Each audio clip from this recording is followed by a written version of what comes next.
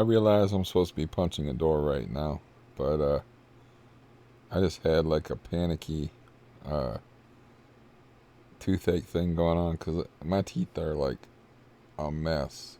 Like I got pain here, pieces missing here, a piece fell out here, and the cap they put over here has got a gap in it. I'm getting pain like from many quarters, but like I had some Orajel I jammed in there. It's about 11:13, and I start panicking, you know. And then I'm realizing I'm on blood thinners. Okay, they don't pull teeth when you're on blood thinners. So again, I'm in a medical catch-22. You know, so like I'm gonna go ahead and stop taking the blood thinners, which means that if I go into AFib, I'm looking at another hospital stay and another shocking. But I have to have this tooth out because I mean this thing had me freaking out, hurting. I got the pain under control now. I mean, like I said, I had a dental appointment set up for the 20th, and then I have AFib on the 12th. I don't get out of the hospital till the 16th, and I'm all weak and sick, and I obviously am on blood thinners and can't. You have to be on blood thinners immediately after having AFib. It's just the rules because your heart is weak. And like, I have to cancel this appointment. And then, so I'm like, well, I got 3 appointments lined up for next week. Okay, I have to go in to see the psych guy. The next day in the morning, I have to go in and see about housing and getting out of this madhouse. And then the next day, I have to a simple, eye appointment so I can have contacts and be able to actually see. So this all started because of an erroneous notion that I had where, like, if I just concentrated on my leg, I could get something done with my leg. And I did get a procedure done on March 7th, but it just made it worse. And I did get a bunch of tests done, but they just made it worse. And then I had nobody operating on it. And meanwhile, my teeth are getting worse. And, but yeah, I had a weird moment on the phone where my niece called me, and she got that irritated tone in her voice because I'm like, I wasn't even talking about this. I was like, well, it's kind of a rough spot to be in because whenever you have AFib, if you have AFib and an accelerated heart rate at the same time, you're more likely to stay in AFib, but you just can't lay around. You have to walk around, so it's sort of like juggling knives. It's like you have to do it, but it's dangerous. It's like and I was like, I don't know, what would you call it? She's like, why do we have to call it anything? And you could hear the edge of irritation in her voice, like, why do you have to be so goddamn sickly and inconvenience me? It's like I would gladly put a bullet in my head and like end all this. Believe me. And now I got this situation where, that was bad. I don't have any swelling in there or anything, but that was some bad, like, panicky type of pain that I had. I was able to mellow out. I found my superior Orajel, and I had to aid by the inferior Orajel. So I took some aspirin, another blood thinner that knocked the edge off it. But starting tomorrow, I'm not taking blood thinners. Very dangerous fucking thing to do when you have AFib. But that tooth has to come out. And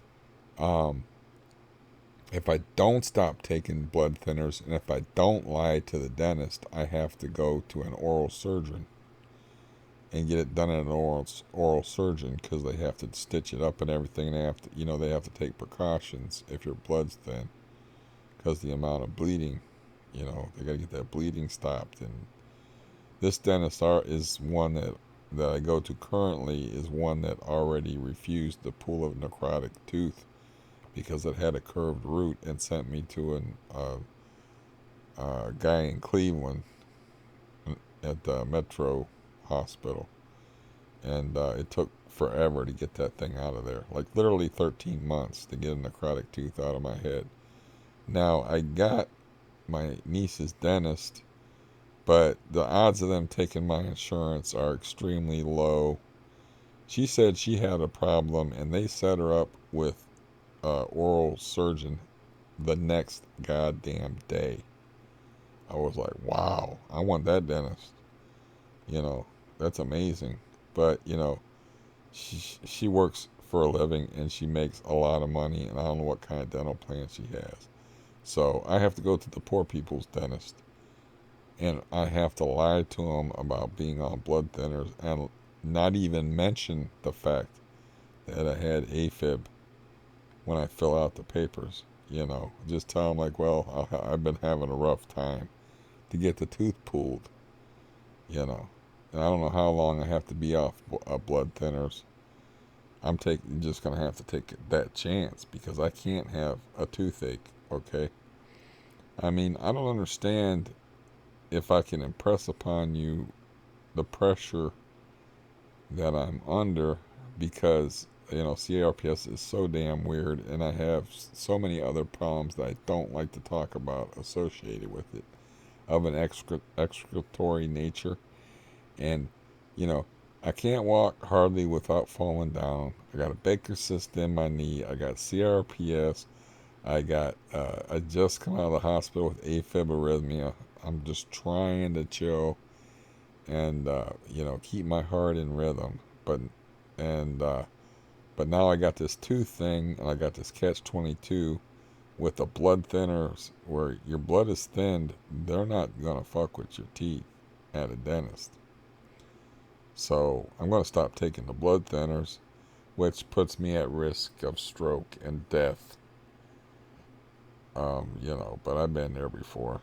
You know, stroke, I don't want a stroke. You know, strokes are bad news. Okay, my dad had a stroke. I've seen people with strokes, you know, where their face is paralyzed and parts of their body don't work and stuff like that. But what the fuck else am I going to do? I mean,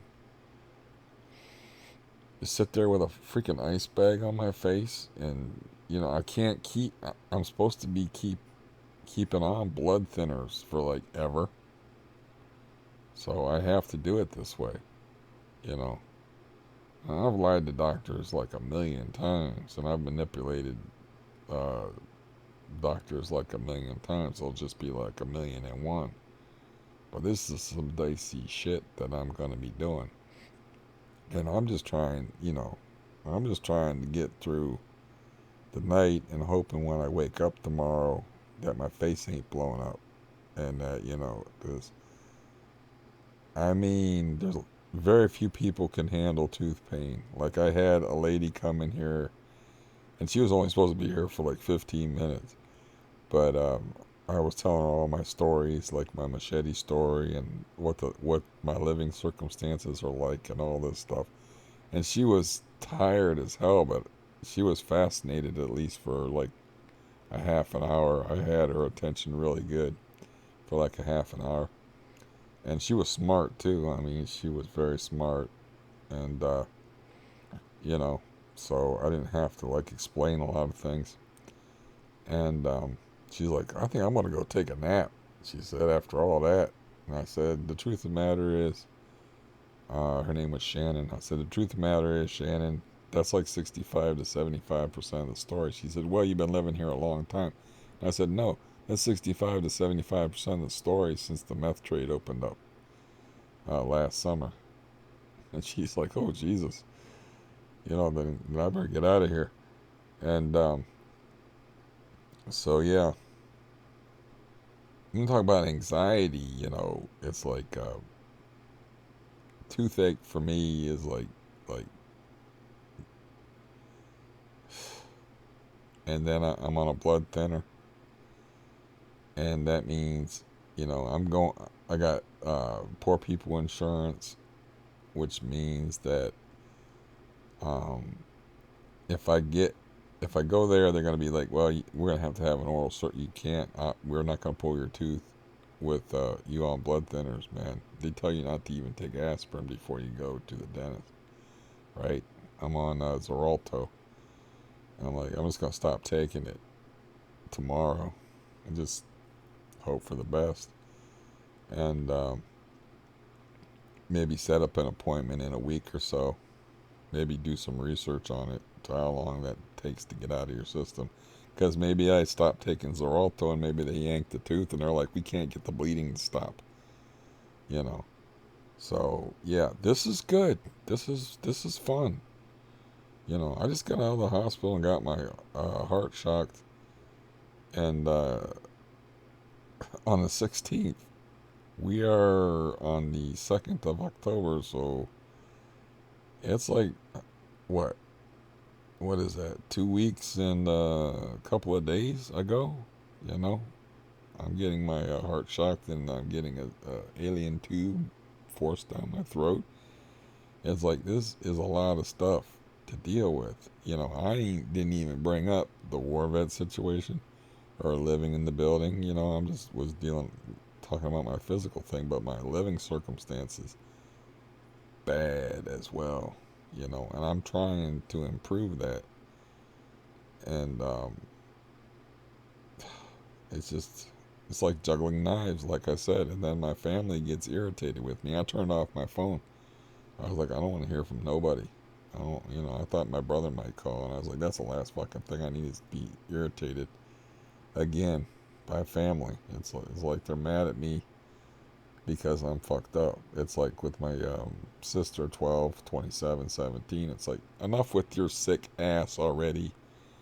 You know, really, they should be like, just go off and die, okay, like a sensible person. But they like me and they want me around for whatever selfish reasons. Now, the war vet of all people, you know, because I was like, man, I don't know what to do with this cat. I don't really want to live with this cat. I can't leave him here. It would be better to shoot him in the head when he wasn't looking and put him out of his misery. And he goes like, well, I'll do that for you. All you got to do is give me like $50 and I'll buy a Saturday night special. And this is when I'm talking to my aide worker out the window, because I've been avoiding him. And I'm like, no, I don't keep no guns in the house because I'd be dead already like about half a dozen times over. He goes, you know what? You're a depressing person sometimes, man. And he storms off and goes upstairs. He's talking about killing my pet. And like, I'm the depressing person. He's like, I'll do it for you. Just give me $50. You know, I'll go out and buy a hot gun off the street. I'll take care of it. You know, but I'm the depressing person. I'm just a guy put in a lot of bad fucking situations. But yeah. So what are we at? 13 minutes. Um, so yeah, I don't know. You know, there's the benzo thing, like being responsible with those. I'm not doubling up on those, but I got to be up fairly early in the morning, and this is down to a dull roar right now. It's not bad. Maybe I can get to sleep. Maybe I can't get to sleep. I don't know. You know. But yeah. Oh yeah, that's why I brought up that thing with the cat and all that. You know, because he said that's irresponsible, killing yourself. You got to think about other people in your life. And I said I have a rejoinder, or I didn't use that fancy of a word. I was like, I have a rebuttal for that, but it's too early in the morning for that. It's like, it's selfish, eh, to keep people around who are freaking miserable and suffering and hopeless. Okay? That's selfish. That's the rejoinder for saying you're being selfish by killing yourself. You're being selfish by wanting me to hang around for your amusement, or because, you know, you can't let go of me or whatever. Like when my mom died of dementia, it's like you know,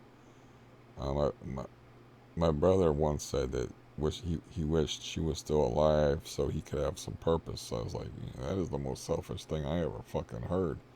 If it was up to me, you know, she would have died 4 years before she actually did die. it would have saved her all that misery, you know, that she had to go through because, all that not knowing who you are and the humiliation of it and all that. And,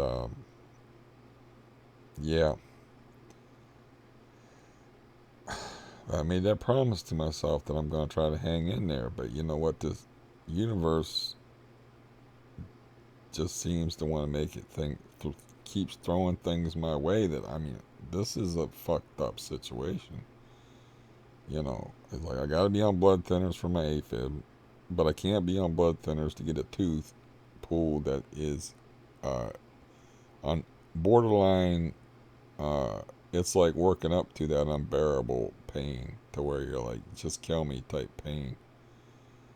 To where I got like the over the counter stuff, which this is like 4X Oragel.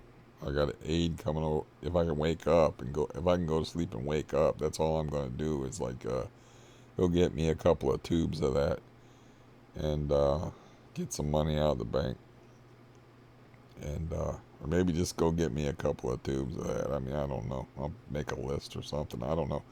The last aid worker I had was a newbie and didn't. I was literally her first client. She had no idea what she was doing. That's a story in itself. Where they were like, we can't send somebody out there because you're a smoker, and I'm like, no. I'm like, right now I'm like the opposite of a smoker. I'm like, I was cardioverted on the 12th, and I got out of the hospital on the 16th, and I'm avoiding all smokers and secondhand smoke. She was like, "Oh, good."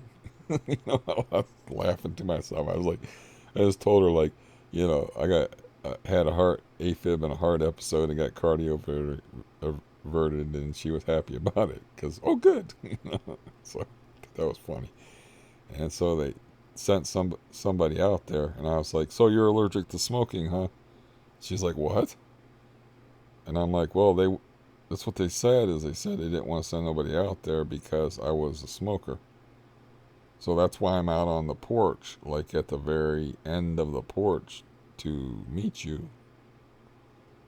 And they kind of forgot that whether I'm a smoker or not a smoker, they can't come in my house. So it's not like I'm going to be like smoking and blowing it in the person's face anyway. I can't speak to the war vet or what he would do, but yeah. So that really blew my mind with the senselessness of it. And, um, so tomorrow I'm just gonna be like I don't know, that Ambisol shit, it don't work.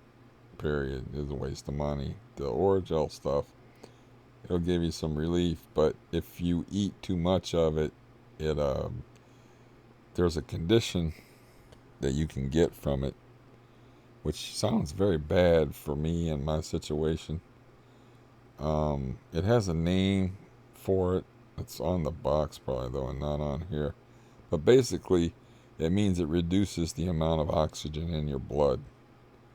Which, if you have just had an AFib episode and have compromised health, that sounds like a bad thing. But I've been eating this stuff like candy, and you're only supposed to use it like 4 times a day. I use it like every hour. Um, so yeah, I'd much rather be punching the door. It'd be much more fun. But I hadn't planned on being on here. I'm finishing this to keep my mind off of what I've been talking about, and making some pretty good progress on it. I'm making some concessions to my limitations because these are big brain people, and I'm just, some guy with a 7th grade education. Actually, a 9.5 grade education, but really amounts to a 7th grade education. So I have to look up various words and, Latin phrases and, all the stuff that these smarty pants people use. And anyways, I'm going to start working on the psychology of Nazism from this book written in 1941 um, about the rise of fascism and Nazism in Italy and Italy and Germany. But yeah, man, I am just fucking tired. I'm tired, okay? I'm tired of being put in these situations where there's, it's like, my niece called it a medical catch-22 or whatever. That little beep beep means my file loaded that I just completed from the book. Um, but that tone of irritation is exactly the same as her mother's tone of irritation, which was, like a callback to that. All I did was say, like, I mean, what would you call it? She was like, why do we have to call it anything? I mean, why can't we just describe it for what it is? I mean, I said, I don't know. I thought it would be fun to try to think up a metaphor. You know, my metaphor was it's like juggling knives. And she said, how would I know? I never had anything like that before. It's like, okay, Miss Patience, you called me. I did not call you to give you a hard time. You know, that's why when I go to the hospital, I was like, no visitors. I don't want no visitors. I don't want to see these fucking people. My family is fucking Fruit Loops, man. I don't want to see none of the motherfuckers. I mean, even the ones I like are nuts. Crazy. Okay, I am the sane one out of the group. That that should tell you something. Um, so, anyways, um, yeah, I don't know if that helps or whatever, or will help me or whatever. But I had time to kill before that. Told you that my file was finished and I could start another one. And now I'm getting hungry, which means I'll have to eat, which means it'll irritate this, which is down to a low roar, like I said. And damn it, I'm not sleepy, and I slept in the afternoon. It's like that lady kept saying, I think I'm going to need a nap after this, or Shannon, when I was telling her, what it's like around here or how it's been. And I, told her, I don't know how we got into it, but she was asking questions about my recent episode. And I'm like, well, I had this other episode. And I was like, actually, I've had 5 episodes since I've been living here in this building. And she was like, why? That was her mistake, was asking why. Um, but then, she's like, everybody's like, why don't you move? Why don't you move? And it's like asking if you're in a fight with, like Mayweather. It's like, why don't you punch him in the face? Why don't you punch him in the face? Uh, because it's very, very hard to do that. It's very, very hard to, like, move when you have a billion fucking things going wrong in your life consecutively. Okay, that's why I'm seeking, like, outside help to move, is because I'm gonna need it. But now I got this new thing with this tooth that's right here, and it needs to come out, and it's got to come out. It clearly hurts. They might give me some antibiotic if I go in. That's another thing, is I can get into, like, my cheapo dentist, like, faster than hell, but it takes 5 business days to get decent transportation in there. I can take I don't really have anybody I can ask to give me a ride in. I mean, I could take a cab. Um that's just as annoying as taking SARTA to me, though. I could take SARTA, but sometimes SARTA, you have a hard time getting a ride back. And they can give me antibiotic, which will wipe out. Sometimes that wipes out some of the pain, so that's an option that I have. But it is already Thursday, and I got an appointment on Monday already. So there's not going to be time. I have to have, like, they're open on Saturday, though, so it is a possibility that I could call them and maybe get in there on Saturday. and get them to look at it. And they, I'm pretty sure I can lie to them, and they don't have access to my medical records. And I can just lie to them about, being in the hospital and being on blood thinners and all that. And I can get antibiotic at least, you know. But goddamn, why do I even have to be thinking about this shit, man? It's been a little over 2 weeks, man. I'm just trying to keep my heart in rhythm. Just, hmm,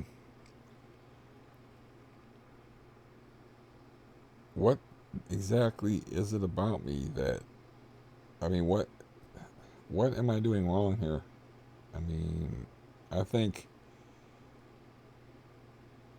I'm starting to believe in fate, that it's just my fate for these things to happen, you know. I mean, what are the freaking odds of like having um a decent family member like move into an upstairs apartment in the place you're living in, and then having a PTSD guy move into that place, take it over, and then become a part of your life, and then eventually um, get you back to smoking, and then like threatening you, and you're actually grabbing his arm and twisting it because he's getting a little handsy with you, and I can't even hide. You know what I mean? I can't hide. I don't. You have to go out and get your mail. You have to go out and get in cars to go to appointments, and that's how I was run into the dude. I was actually like hiding from the dude and shit. You can't hide in a building like this because you share a hallway, and you share mailboxes, and you share a porch. It's like you cannot hide. You can't hermit up completely, and that's almost like what I have to do, because the universe has all these agents that are these bipedal agents walking around just waiting to fuck with me, man. I'm telling you, it's like I can't get away from I can't get away from trouble, man. I am a fucking human lightning rod, which I have a video on here that says I am a human lightning rod, both literal and metaphorical. And it's kind of funny because I mentioned the scene in Cool Hand Luke. The surgery where they put the metal rod in my back was called St. Luke's Hospital. And there was a part in there where I talked about being in Florida and people, the lightning strike capital of the world, and people would be like, "Up, get away from Steve," and I'm like, "Man, if I'm to get hit by lightning, go ahead and hit me with lightning, just like Cool Hand Luke in the movie." I looked at that and I was like, "Oh, that's funny as hell. That's a funny coincidence." Um, but yeah, I'm supposed to be punching the door right now. I'm not supposed to be like in this situation. I don't know how. What am I supposed to do? Like benzo out? You know, stay up until I get sleepy. I mean, this is a high level of stress, man. This is a high level of stress. How am I going to get to sleep tonight? Plus, I slept in the afternoon because that Shannon Broad kept saying stuff about taking a nap. Or she said nap, and I laid down in bed. And I was like, I want to finish this. So I was like checking my work because I haven't delved into this since I got sprayed by bug poison in June is when I quit working on this. And so I had to see what I had, if it was passable, if, how much I actually had done. And I had less of it done than I thought. And I'm like, I was sure that I read these passages before, but I must have only been practicing them. So um, I don't even know what that sentence was about, or where it began, or where it ended. I'm ready to jam more stuff in my face to try to stop this. And tomorrow, I have to figure something out. I'm supposed to see like my main case manager from CareSource on uh, Friday at 2 p.m. and but she's not going to be able to help me with this tooth thing. You know, this tooth thing, it's on me to figure this shit out. And yeah, I'm just going to stop taking the blood thinners and roll the dice. If the universe wants to give me a stroke and kill me in this fashion, or kill me, or give me a stroke and leave me all, or whatever, man. You know, I mean, you can't, I cannot live with a toothache without like heavy fucking codeine, Percocet, Demerol. You know, it's the one pain that I cannot deal with, and it's like that for a lot of people. And all I got like is benzos, and I got, frankly, I don't trust that gabapentin shit as far as the effect that it has on my heart. Like I took 3 of them last night. I think the benzos are actually easier on my heart than the gabapentin. I took like 3 of them last night because I did housework and my legs were hurting. I took 3 of them and I was didn't like the way I felt. So, I mean, come on, man, give me a break, man. Just cut me some fucking slack just for a little while, you know. That's where I fucked up, though. That's where I fucked up. Is like I had the heart thing in December. Okay, that was out of the blue. That had nothing to do with bad behavior, nothing to do with nothing. That was just like an out of the blue thing that happened.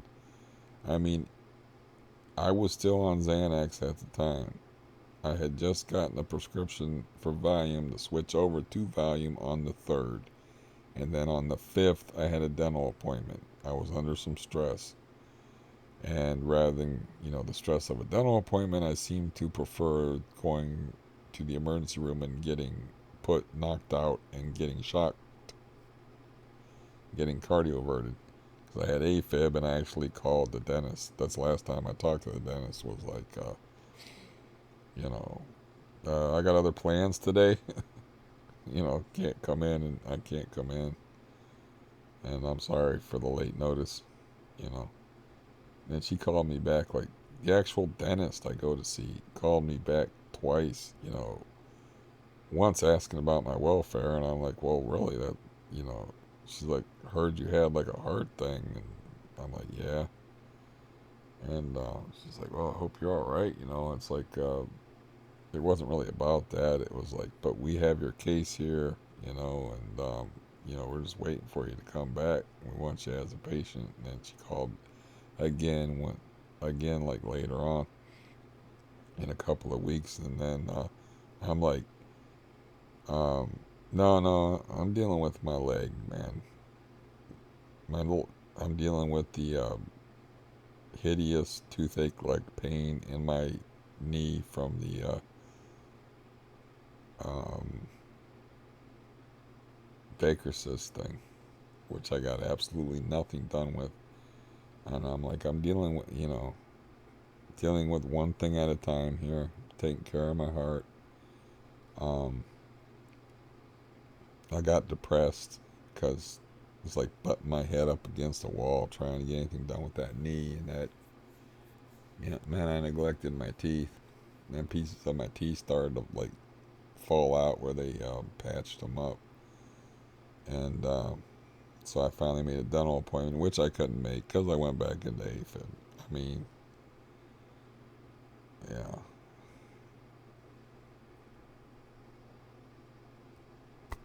So I guess I'll go jump back into my book and try to read, use what voice I have left. Instead of like, bitching about these Catch-22's that I'm in. And yeah, why would Yeah, that just bothers me when family does that, though. It's like, I'm not calling you, bitching to you about my problems. You're calling me, and then, you know, I'm talking about my problems because that is my life. And then you're getting irritated at me being fucked up like it's my fault, you know. Uh, that stings when people do that. That stings, you know. Uh, yeah, I'm gonna go and work on my book, see what's left. Like I said, of my voice. I already got the chapter pretty well mapped out from what I can tell, and I want to finish that up so nobody can read it or nobody can listen to it because it's I don't know if you would call it like an analytical book or a philosophy book, but I'm not very good at reading aloud, so I do my best with what I got, but it's pretty it's the kind of stuff where you have to pause it sometimes and go back.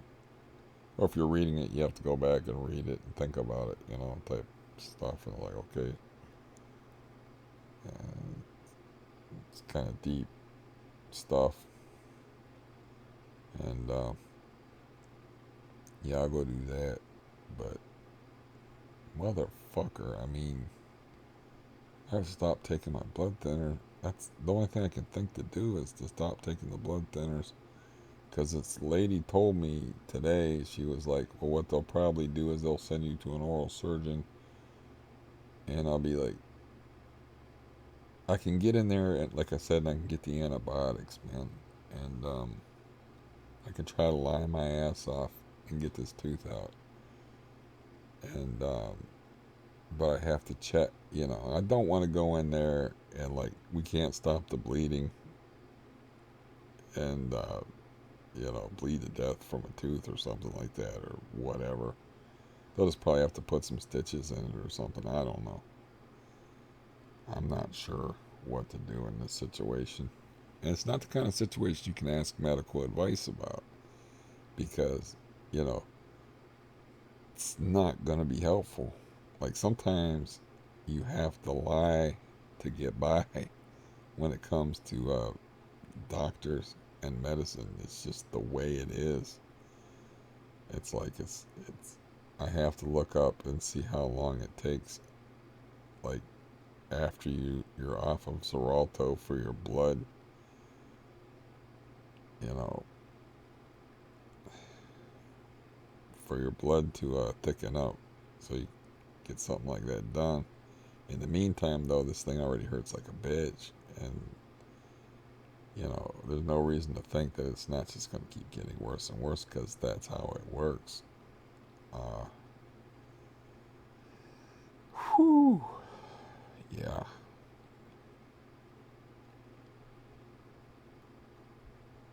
I don't know.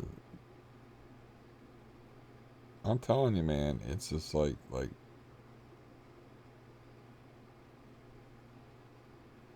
uh, why I don't keep a gun in the house? It's because of bullshit like this. It's like it's just too much damn stuff going on. It's too much stuff, and I mean, it's like every fucking thing imaginable. If every part aspect of your life is just fucked, I mean, even financially, it didn't work out the way I wanted it to because I paid 4 months rent in advance so I wouldn't kill Gerald. And I, why don't I have money saved up? Where did that money go?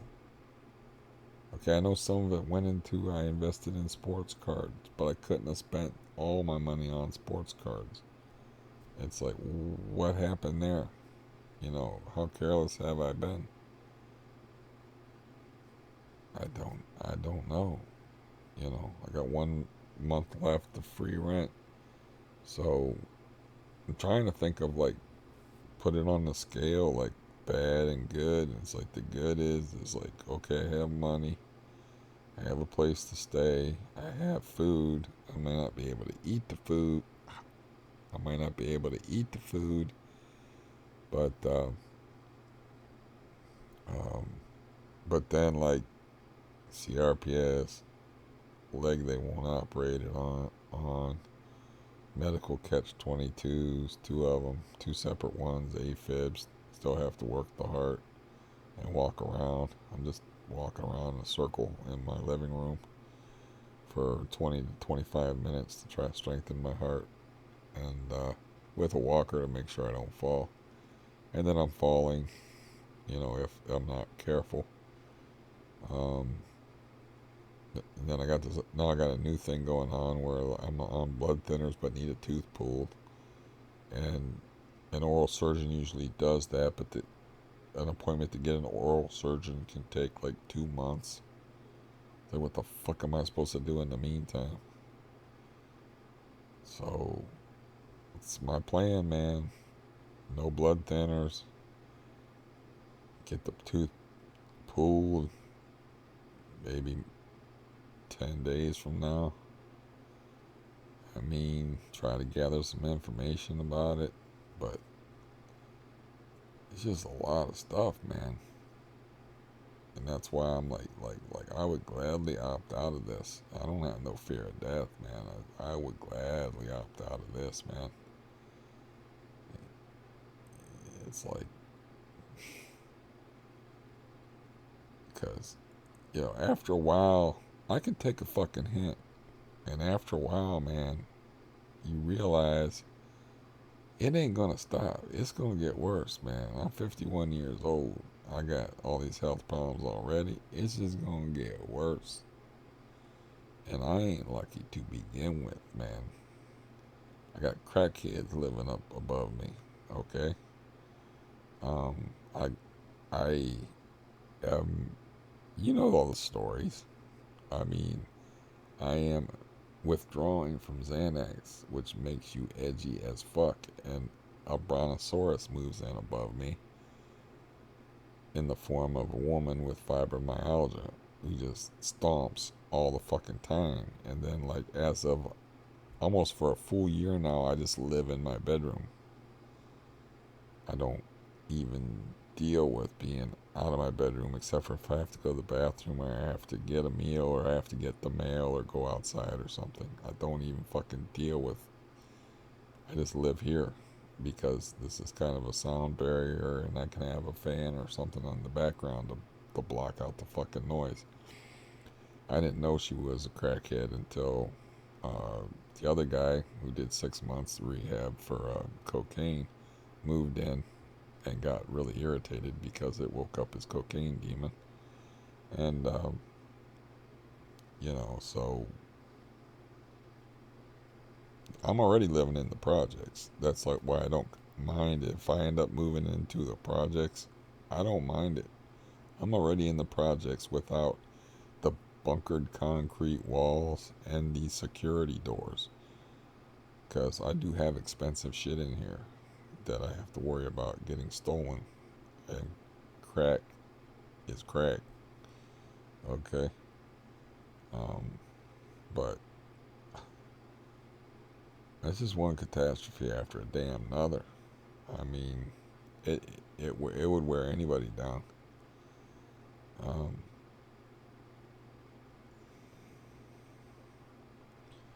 and I'm a Monty Python, always look on the bright side of life type of dude. I'm not on a crucifix or anything like that. But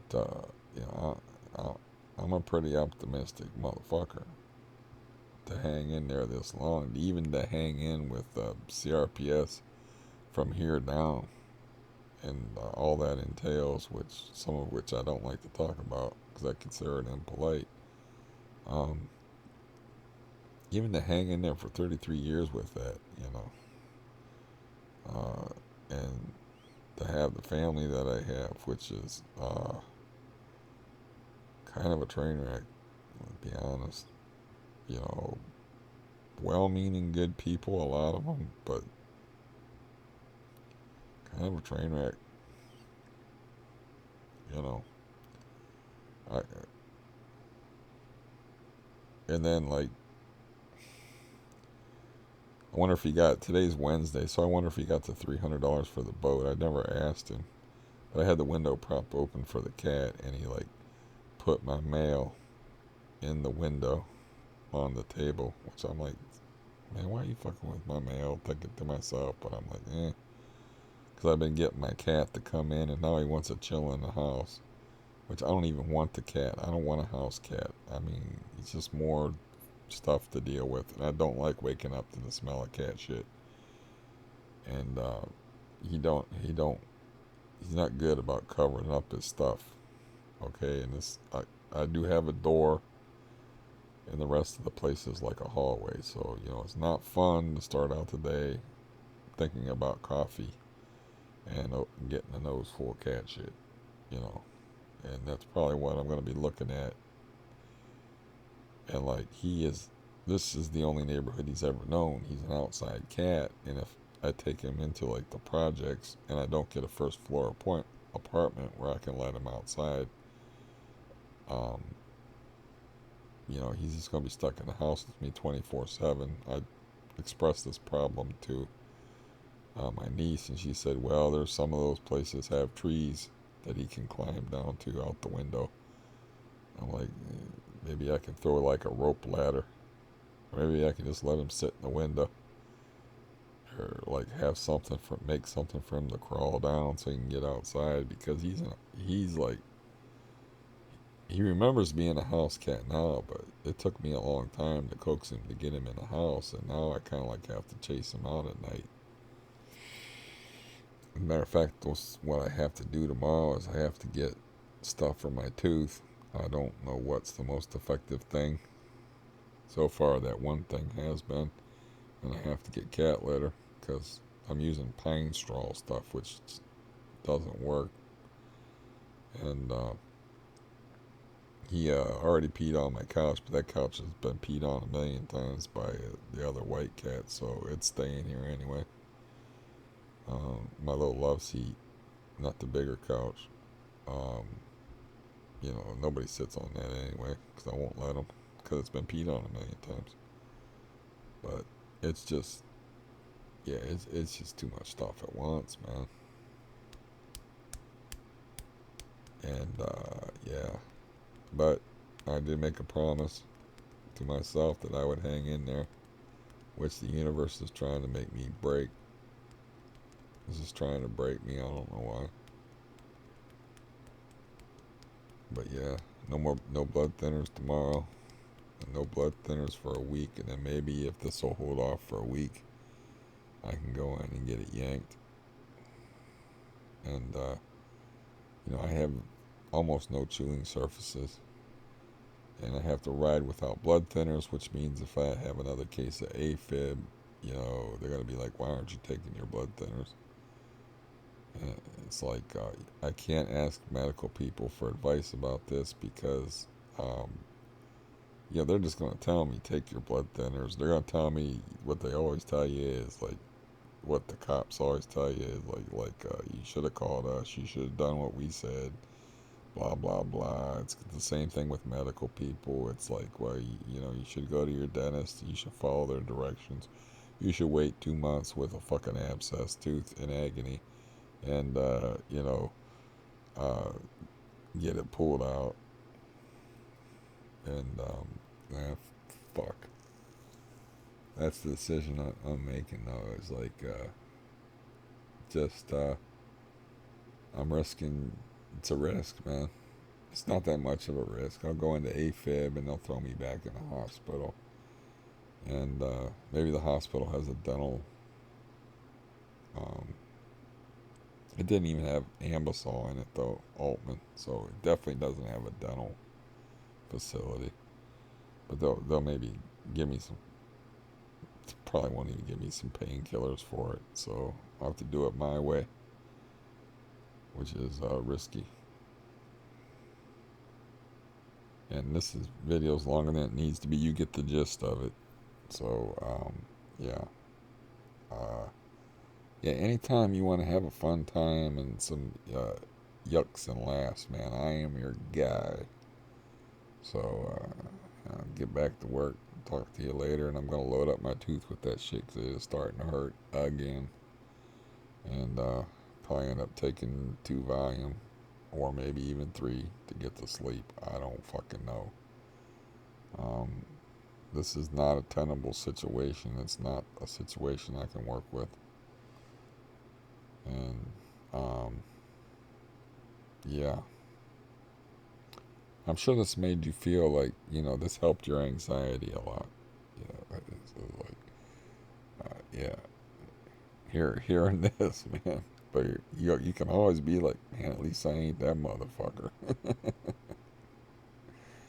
Anyways, uh, gotta punch that door for you though, man. That's the rules. I was thinking about punching the closet door because I could destroy that fucking door. But this door is pretty tough. But I would, I'm not. If I paid a deposit, it wasn't to Gerald, so I can blow that door up, man. I will destroy that fucking thing, you know. But this other door over here, man, I already hit it with a pretty good punch, and I skinned my knuckles with it. And when I had that padding on, I was talking about where I skinned my knuckles. That door right there's got a chin, So I don't know about that, but anyways, I'll talk to you later. Wish me all the luck that you can muster.